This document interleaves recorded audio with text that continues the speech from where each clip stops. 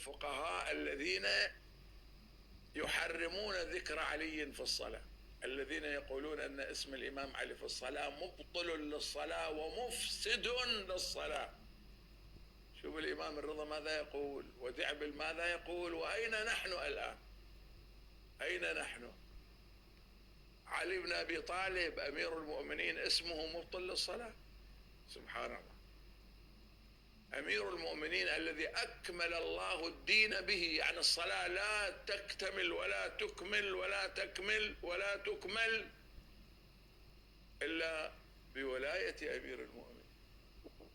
ثم أنت في أول الصلاة علي بن أبي طالب موجود في سورة الفاتحة، اهدنا الصراط المستقيم، وكل أهل البيت يقولون الصراط المستقيم علي أمير المؤمنين، والله يقول الصراط المستقيم علي أمير المؤمنين، لأن الفاتحة اسمها أم الكتاب، وفي آية الله يقول وإنه، يعني عليا أمير المؤمنين، وإنه في أم الكتاب لدينا لعلي حكيم.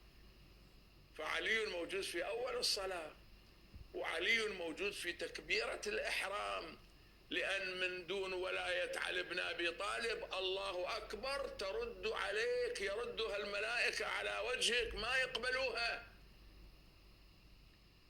من دون ولاية أمير المؤمنين، وإن لم تفعل فما بلغت رسالته.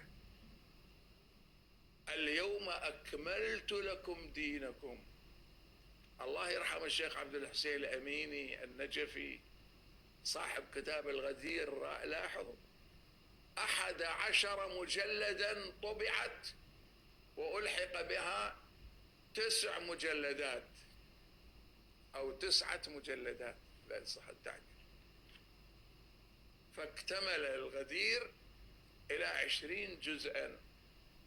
كل ما في الغدير هو مصادر حديث الغدير، كل ما في كتاب الغدير مصادر حديث الغدير وواقعة الغدير من كتب المخالفين، ما فيها مصدر من الشيعة.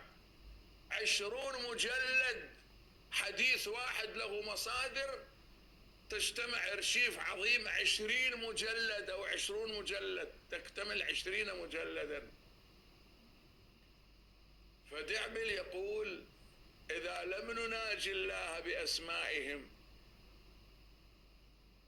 إذا لم نناجي الله في صلواتنا، إذا لم نناجي الله في صلواتنا بأسمائهم لم يقبل الصلوات. الإمام الرضا يقول نطق روح القدس على لسانك. صحيح الإمام قال هذه الكلمة لما قال دعبل خروج إمام لا محالة خارج، ولكن نطق روح القدس على لسانك يجري على كل القصيدة، على كل بيت فيها. فتركيز الإمام أيضا على هذا البيت بالذات، إذا لم نناجي الله في صلواتنا بأسمائهم لم يقبل الصلوات. صلاة ما مقبولة من دون 14 محصوم.